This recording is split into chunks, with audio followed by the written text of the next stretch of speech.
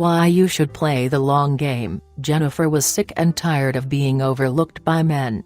And she wasn't shy about letting me know it. I could follow all the dating advice out there to the letter, she complained, and it wouldn't do me as much good as liposuction. All I need to do is look hot, then everything will fall into place. Was Jennifer right? At a cursory glance, what she says has merit. Focus on your looks, and male attention flows. Each admiring glance feels like money in the bank. But I like to think of the long game, and I was hoping to convince Jennifer of that, too. There are two ways to play the dating game. You can play the short game, or you can play the long game. The short game is all about instant gratification. It's about getting more male attention, the phone number requests, the hits on your online dating profile. You know you're winning because you're flooded with so much attention. But the short game is hard to win. There's a lot of competition. There are women with glossier hair, who take better selfies, or are more shameless about self-promoting. I see so many women disheartened because they're losing the short game. They're not walking into venues and seeing heads swivel. They're not getting 5 date requests a week. But there's a better game in town, a game with higher odds of winning. The long game is all about a lifetime of love. It's not concerned about what happens today. It's concerned about progress,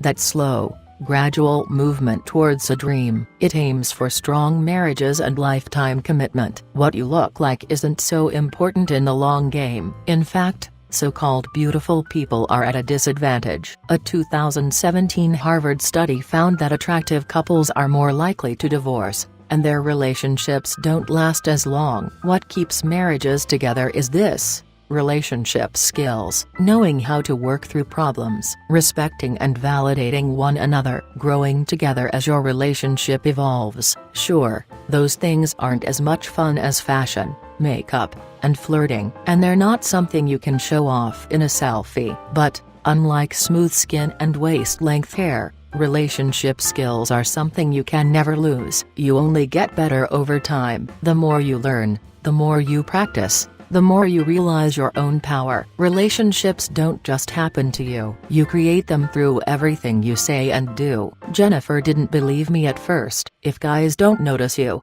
how are you gonna have a chance to wow them with your skills?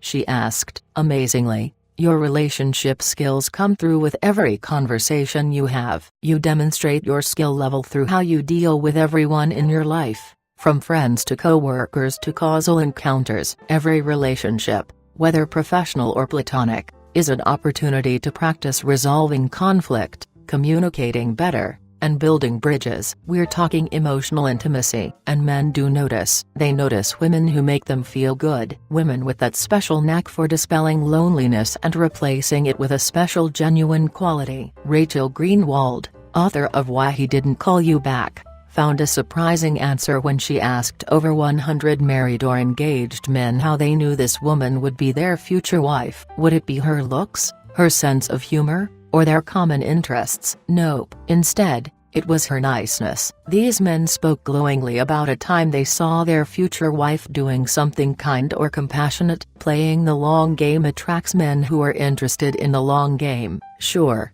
vamping it up might attract more dates, but getting to know someone, noticing what matters to them, and acting with integrity impresses the men who don't want a short-term fling. The long game applies in other areas of relationships, too. For example, in the aftermath of a breakup, many women look for some tip or trick that will get him back now. They don't want to wait. They want to snap their fingers and return everything to the way it used to be. That's the short game. The long game is more difficult. It requires postponing instant gratification so that you can figure out what went wrong. It involves self-reflection, thinking about why the relationship ended and what you can learn from it. It involves growing from the experience and using it to be a better person. Maybe he'll bump into you again, in a few months or a few years, and he'll be amazed at this woman who's nothing like he remembers. And maybe your relationship will have a chance again. Love is worth the time. Quick fixes make shaky foundations. Take it slow and go the distance. The woman you are is your best investment. Well,